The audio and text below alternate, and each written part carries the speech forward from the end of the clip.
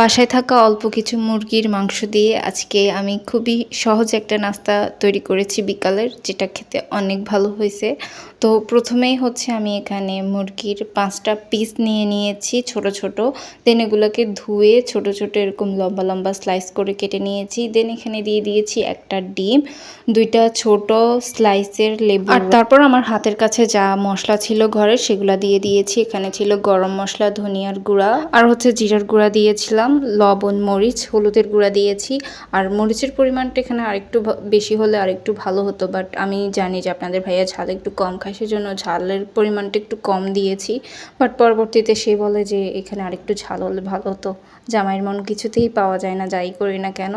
যাই হোক, এরপর এখানে আমি চালের গুঁড়া দিয়ে এগুলোকে কিছুক্ষণ ম্যারিনেট করে রাখছি 10 থেকে 15 মিনিট। আর তারপর এগুলোকে আমি হচ্ছে হালকা তেলে ভেজে নিয়েছি। আর এখানে আপনারা যে দেখছিলেন না ম্যারিনেট করা, আমি খুব স্পিডলি করছি, বাট এখানে আমি ভিডিওর স্পিড হচ্ছে 2x বাড়িয়ে দিয়েছিলাম। আর মনে মনে ভাবতেছিলাম এডিট করার সময় যে আমার বাস্তবিক লাইফে যদি আমার কাজের গতি এরকম হতো তাহলে কতই না ভালো হতো। খুব অল্প সময়ে আমি অনেকগুলো কাজ সেরে ফেলতাম। আপনারা যদি জেনে থাকেন যে কাজের গতি কিভাবে বাড়ানো যায়, এটা ট্রিক্স যদি আপনাদের জানা থাকে তাহলে আমাকে অবশ্যই একটু জানাবেন প্লিজ। আজকের মতো এতটুকুই। আল্লাহ হাফিজ।